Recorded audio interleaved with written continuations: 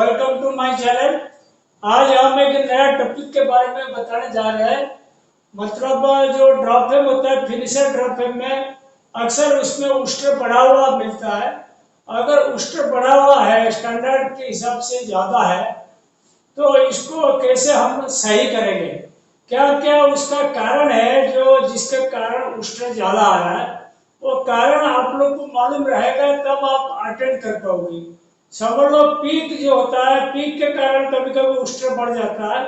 तो पीक के कारण तो मेरा जो एक टॉपिक है पीक एनालिसिस, उसमें जाके आप करेक्शन कर लोगे, जो कहाँ पीक क्या है करेक्शन कर दोगे।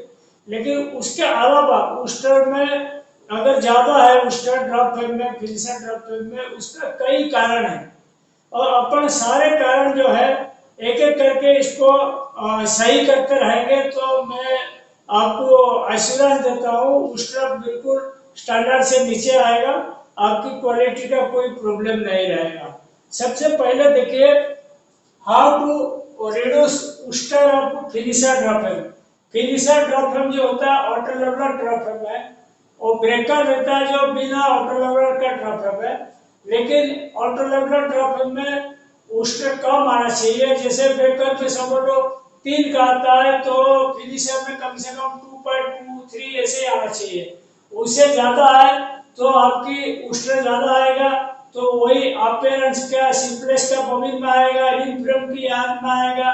तो कुल मिलाकर उस्टर ज्यादा होने से आईपीआई बढ़ जाएगा, फैब्रिक का अपीयरेंस खराब हो जाएगा, ये सब चीज रहेगा।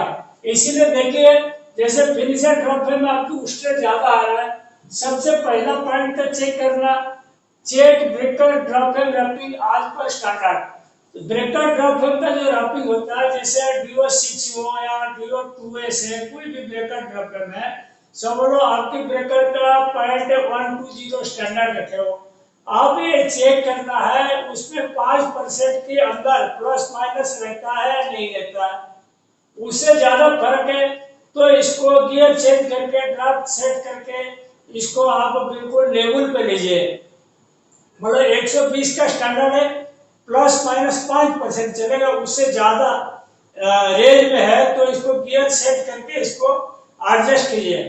उसके बाद देखिए, if red light on fading में भी plus minus set breaker draft, वही चीज है। अगर आपकी वही मटेरियल आरएसपी में चल रहा है DO6 का, और उसमें अगर आरएसपी में आपकी रेड लाइट क्या आ रहा है, प्लस या माइनस, मतलब हल्का हो सकता है, भारी हो सकता है, दोनों ही अपने लिए खराब है। अगर प्लस माइनस रहता है, मतलब हल्का भारी रहता है, तो देखिए एक चीज, जैसे आपकी प्लस में जा रहा है तो इसका मतलब फीडिंग अपना भारी है, तो इसका ब्रेकर ड्रेन पे इसको हल्का करने का, हल्का करेंगे तो उसका एडजस्टमेंट हो जाएगा।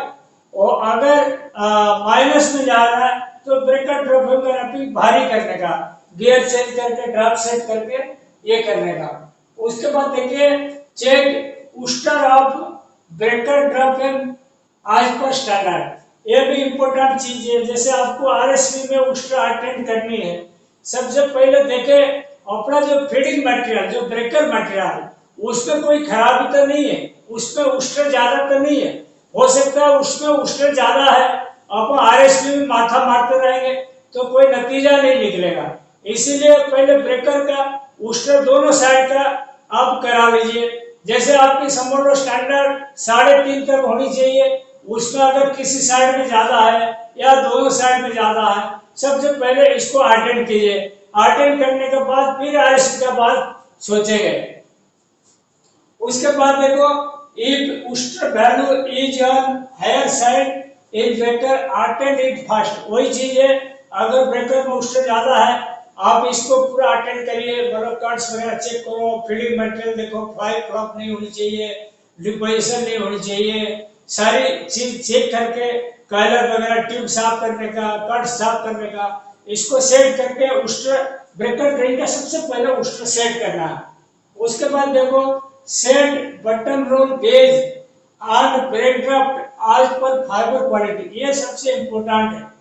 आप ये वीडियो से पहले एक वीडियो मैंने अपलोड किया है, वो ड्रॉप फ्रेम का गेज कैसे सेट क्या करते हैं, उसमें जाइएगा, उसमें आपको मालूम पड़ जाएगा फाइबर लेंथ के हिसाब से अपन ड्रॉप फ्रेम में गेज कैसे सेट करें, स्टैंडर्ड गेज कैसे डालें। वैसे ही जैसे आप समझ लो जो फिनिशर ड्रॉप फ्रेम में button roll gauge break draft आपने गलत चला दिया तो दिक्कत हो जाएगा। गलत मतलब वाइड रहेगा तो तब भी खराब है, या टाइट रहेगा वो भी खराब है। स्टैंडर्ड गेज होनी चाहिए। वो ब्रेक ड्राफ्ट जो होता है फिनिशर में आज पर मटेरियल के हिसाब से रहा है। समझ लो कोम्ड कटर है 1.16 डालने का, और वो कार्डेड है 1.28 है, सिंथेटिक है 1.41, 1.51, 1.7 तक भी जा सकते हो। तो स्टैंडर्ड गेज और स्टैंडर्ड ब्रेक ड्राफ्ट वो दोनों मटेरियल वो फाइबर लेंथ के ऊपर डिपेंड करता है। तो उसको पहले सेट करने का if material bulky set RSP on 6 end instead of 8 end। समझ लो मटेरियल आपकी बल्कि है, आप ऊल वाला माल चला रहे हो या आप विस्कस वाला माल चला रहे हो जो बल्कि रहता है, तो इसको क्या करना है, जैसे मतलब समझ लो 0.100 कोर्स साइड रखो, कटर नहीं चला रहे हो 0.090, 0.080 या 0.100 ऐसे टाइप का रफिंग ब्रेकर में चला रहे हो, तो उस केस में आप 8 एंड में कभी नहीं जाना।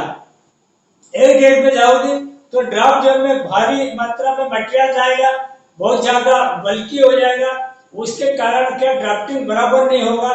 ड्राफ्टिंग बराबर नहीं होगा तो उस्टर वैल्यू बढ़ता है। अगर बल्कि मटेरियल है मतलब ड्राफ्टिंग पोर्शन साइड है या बल्कि टाइप का मटेरियल है, तो आप मैं बोलता हूँ 6 एंड प्रीफर कीजिए 8 एंड की जगह। 8 स्लाइबर की जगह 6 स्लाइबर लगाइए आरएसपी में।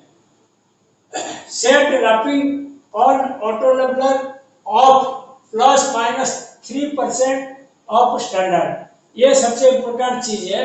कोई आरएसपी का अगर उस्टर खराब आता है, सबसे पहले देखिए उसका ऑटो लेवलर ऑफ करके उसका रैपिंग चेक कीजिए। रैपिंग चेक करोगे समझ लो 0.110 आपने स्टैंडर्ड रखा, तो उसमें ±3% मतलब 3% हल्का भी आ सकता है या 3% भारी आ सकता है। आप ऑटो लेवलर ऑफ कर दीजिए और रैपिंग चेक कर लीजिए। अगर 3% के अंदर नहीं है तो आप उस्टर कभी सेट नहीं कर पाओगे। तो इसीलिए 3% अंदर लाने का। अगर ज्यादा भारी है या ज्यादा हल्का है तो ड्राफ्ट सेट करके 3% की अंदर लीजिए, उसके बाद फिर ऑटो लेवलर ऑन करने का। Set feeding light on green condition adjusting draft.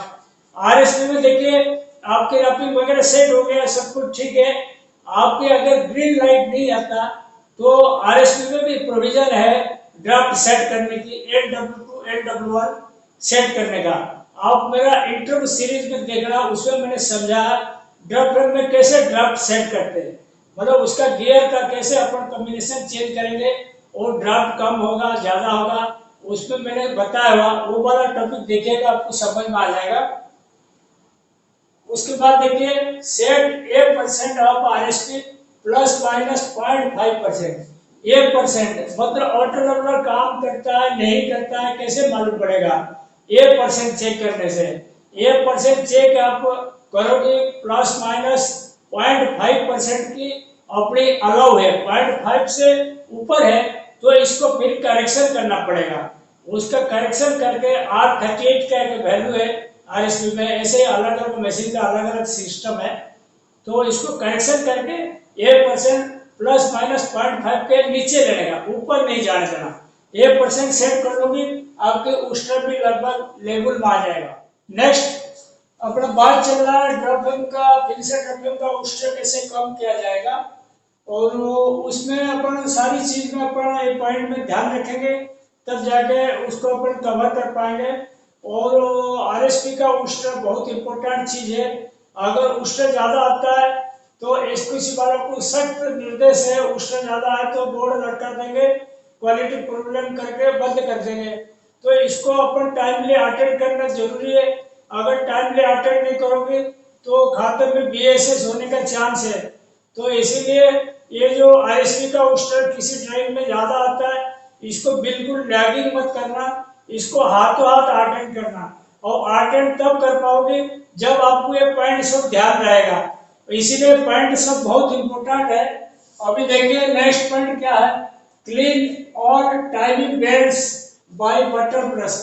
जो अपन गियर जो बटन रोल घुमाने के लिए जो टाइमर बेल्ट रहता है, हर टाइमर बेल्ट में देखना क्या, ड्रम के अंदर फ्लाई इतना उड़ता रहता है, टाइमिंग बेल्ट के अंदर कचरा भर जाता है। जैसे महीना 15 दिन आप सफाई ले लिया, वो बेल्ट के अंदर कचरा जम जाएगा, जहां कचरा ज्यादा जमा हो रहेगा वो जगह जब चलता रहेगा झटका मारेगा, क्योंकि वो गियर के साथ मैचिंग होकर टाइमर बेल्ट चलता है। वो गियर के अंदर कचरा, बेल्ट के अंदर कचरा है, जब गियर के पास आएगा वो बेल्ट ऐसे थोड़ा ऊपर उठ जाएगा, ऊपर उठ जाएगा तो झटका देगा, तो उसके कारण उल्टा पड़ जाता है। तो सारी टाइमर बेल्ट एक बार निकाल लीजिए, निकाल के बाद इसको पकड़ के ऐसे बटन प्रेस पे ऐसे ऐसे खींच दीजिए, सब कचरा निकल जाएगा। टाइमर बेल्ट सप्लाई होना बहुत जरूरी है। Check no teeth should broken in timing belt. Timing belt जो है आप निकालोगे जब सफाई करने के लिए, सफाई के बाद जरूर चेक करना, उसमें कोई एक आध दांत टूटा होगा या आधी दांत भी टूटा होगा, इसको तुरंत रिप्लेस कीजिए। अगर इसमें दांत टूटा हुआ है आपने लगा दिया तो जड़ होके चलेगा और उस आपकी कभी सही नहीं हो पाएगा। उसके बाद देखिए clean feeding table with black lead powder. जो अपना जो ग्रेफाइट पाउडर होता है उसको क्या, जो अपना मटेरियल जैसे मशीन से निकालते हैं और स्कैनिंग रोल होके आगे आता है, वो फीड टेबल जो रहता है स्टील का रहता है, उसको पूरा ब्लैक लेड पाउडर डाल के उसको बढ़िया से सफाई कर दीजिए। क्या होता है, कर्टन के अंदर वॉक्स जैसा रहता है, वो वॉक्स क्या होता है चिपक जाता है, चिपक जाता है तो मटेरियल को वो नोच नोच के लेता है, और मटेरियल चिपक के कभी एक साथ पास कर जाएगा, ये होगा। तो इसीलिए इसको सफाई करके क्लीन करके रखेंगे तो स्मूथली जाएगा और बढ़िया से जाएगा। उसके बाद देखो clean draft zone with petrol और सीटीसी। पूरा टॉप रोल आप निकाल लीजिए और निकालने के बाद उसका अंदर से पूरा कपड़ा मार के ब्रश मार के पूरा ड्राफ्ट जोन साफ कर दीजिए। बॉटम रोल को आप पेट्रोल या सीटीसी से बढ़िया सफाई कर दीजिए। जितना फाइबर पाथ है, जैसे स्लाइबर पीछे से आता है, ऐसे गाइड रहता है ना स्टील का प्लेट जैसा रहता है, ऐसे करके ऐसे आता है, ये सारी गाइड जहाँ पे फाइबर टच होकर जाता है पूरा बढ़िया सफाई कर दीजिए। पेट्रोल से या सिटी से बढ़िया सफाई करें, फाइबर पाथ में कोई कचरा होना नहीं चाहिए। उसके बाद देखो clean all top rollers with petrol और सीटीसी।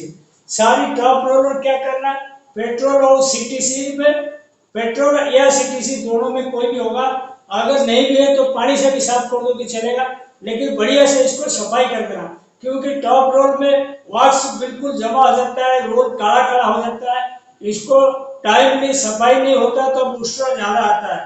तो उस टाइम जब आप चेक करने जाओगे कि उष्ण ज्यादा है, ये भी एक कारण है, टॉप रोल बढ़िया सफाई कर देना। देखिए नेक्स्ट पॉइंट है, if top roll knife mark और pressed do bopping and liquid.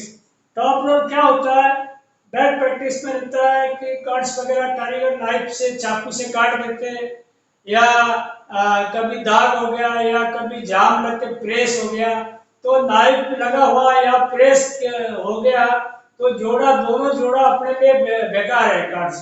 तो इसको क्या करना है, वो कार्ड्स को बॉपिंग करके लिक्विड मिक्स करके लगाना का, क्योंकि कट मारकर रहेगा या प्रेस बड़ा होगा तो फिर खराब आएगा, उष्ण बढ़ा हुआ रहेगा।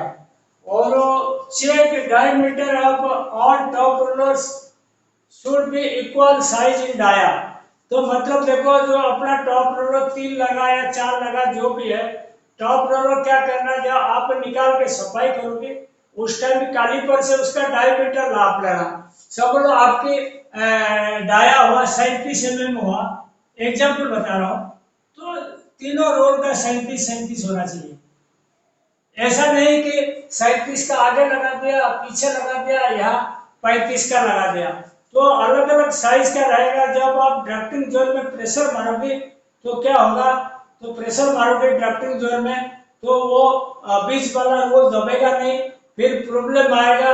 और लॉन्ग थिक भी इसी कारण से होता है, और पतला रोल बीच में अगर लग गया तो वो क्या होगा, उसमें अपना उष्ण बढ़ा हुआ मिलेगा, बराबर मतलब ड्राफ्टिंग नहीं होगा, क्योंकि एक रोल पतला साइज हो गया इसीलिए। तो इसीलिए सारी रोल आइडेंटिकल साइज होना चाहिए, एक जैसा डायमीटर होना चाहिए। और देखो check the pressure bar whether bend if bend set it straight. और जो प्रेशर बार एक रहता है, जैसे अपन ड्राफ्टिंग जोन में देखना, मतलब मिडिल रोल और वो फ्रंट रोल के बीच में एक स्टील का इतना लंबा सा रोल, मतलब रॉड जैसा रहता है, वो पीछे नीचे की साइड बिल्कुल स्मूथ रहता है और स्टील का रहता है बिल्कुल चिकना सा रहता है। वो उसका नीचे से फाइबर आता है, वो फाइबर को ऐसे दबा के रखता है। प्रेशर बार जैसे ऐसे लगा हुआ ना, फाइबर नीचे रहेगा ऐसे दबा हुआ रहेगा, तो दबा हुआ रहेगा तो फाइबर कंट्रोल अच्छा रहेगा। कभी कभी क्या होता है कि उसका मतलब प्रेशर बार टेढ़ा हो गया, मतलब जाम लग के ऐसे बेंड हो गया या ऐसे हो गया, तो टेढ़ा होने से क्या होता है, जब फाइबर उस रास्ता होके जाएगा तो फाइबर स्मूथली पास नहीं करेगा। तो प्रेशर बार टेढ़ा होने के कारण क्या होता है, उष्ण बढ़ जाता है। अगर प्रेशर बार टेढ़ा है, इसको निकाल के पूरा सीधा करने का, स्ट्रेट करने का, नहीं तो रिप्लेस करने का, दूसरा लगाने का, लेकिन प्रेशर बार सीधा वाला ही लगाने का। उसके बाद देखो clean sliver tube, sliver guide, trumpet with petrol, ये बहुत इंपॉर्टेंट चीज है। जैसे स्लाइवर ट्यूब होता है पतला सा है, उसमें कोई मतलब उंगली डाल के हाथ डाल के सफाई नहीं कर सकता। उसमें क्या करना, जो एशियन मतलब जूट वाला बैग है, बोरा है, इसको फाड़ के इसमें पेट्रोल में डुबा के पाइप के अंदर डाल के ऐसे ऐसे सफाई करने का। मेरा अगर डिपोजिशन वाला चैप्टर में जाना, उसमें जरूर आपको समझ में आ जाएगा स्लाइवर ट्यूब का कैसे सफाई करते हैं, कायलर ट्यूब का कैसे सफाई करते हैं और कायलर प्लेट कैसे सफाई करते हैं, सारी डिटेल मैंने उसमें बताया हुआ। अगर स्लाइवर ट्यूब, स्लाइवर गाइड और ट्रम्पेट ये सब सफाई कर देगा, उसका अपना कम हो जाएगा। उसके बाद देखो clean coiler tube by jute bag with petrol. Coiler tube जो होता है, क्या निकाल दीजिएगा, उसका अंदर जूट वाला बोरा फाड़ के लेके इसमें पेट्रोल डाल के ऐसे ऊपर से डाल के ऐसे ऐसे ऐसे ऐसे 5-6 बार कर देगा, तो कायलर ट्यूब भी साफ हो जाएगा। उसके बाद देखो clean coiler plate with micro emery paper. जो बालू कागज होता है ना, सैंड पेपर, एक बारीक दाना वाला आता है, बहुत स्मॉल साइज का, वो वाला एम्ब्री पेपर लेना और कायलर का क्या क्या हटा देना, और कायलर का प्लेट जो होता है, इसमें अगर थोड़ा बहुत खर्च होगा ऐसे ऐसे घिस के इसको साफ कर दीजिएगा। उसमें भी फाइबर रुक रुक के नहीं आएगा स्लाइवर और उष्ण वैल्यू कम रहेगा।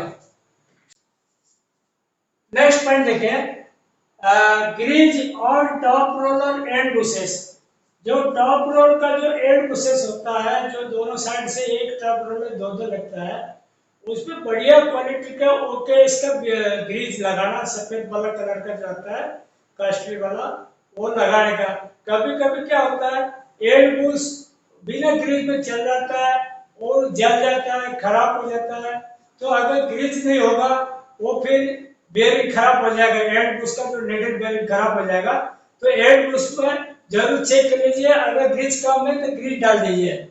और क्लीन थर्मोस्ट फिल्टर प्लग, जो अपना सेक्शन में जो पंखा में वेस्ट जाता है, कभी कभी क्या होता है वेस्ट भरा हुआ रहता है पंखे के अंदर, कारीगर ध्यान नहीं देता, कारीगर ध्यान नहीं देगा, क्या होगा, तो पंखा के अंदर फ्लाई पहले से चिपका होगा फिल्टर क्लॉथ में, और जब ड्राइंग चालू करोगे तो सक्शन होगा नहीं, सक्शन होगा नहीं, वही फ्लाई सब बैटरी के साथ जाएगा, वो भी उष्ण बढ़ाता है। तो उष्ण भेजने से पहले एक बार पंखा साफ कर देने का, हाथ मार के साफ कर देना। Do calibration of dropper.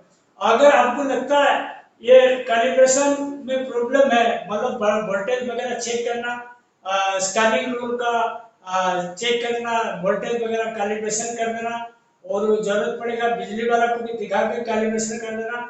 Drop frame calibration करेगा तो रैपिंग वेरिएशन नहीं जाएगा, रैपिंग वेरिएशन नहीं जाएगा, उस टाइम भी ठीक रहेगा। एक है आरएसपी में रहता है AS93 वैल्यू, वो आप उसमें क्या कभी कभी स्टैंडर्ड तो आता है कि इसमें इतना से इतना रखना है, लेकिन आप कभी उष्ण सेट करते हो तो इसको क्या करना, 2-3 पॉइंट ऊपर नीचे का उस्ट्र भेजना।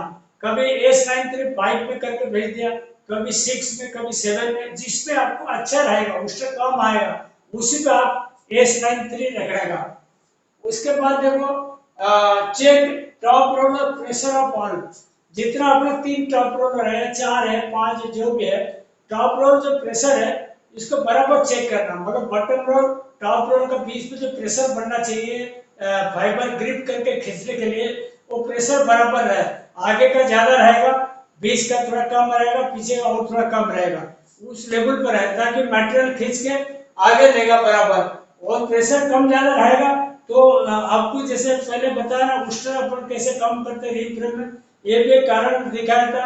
प्रेशर कम ज्यादा रहेगा तो लंग थिन बढ़ेगा, दोनों चीज का बीमारी रहता है, उसको चेक करना जरूरी है।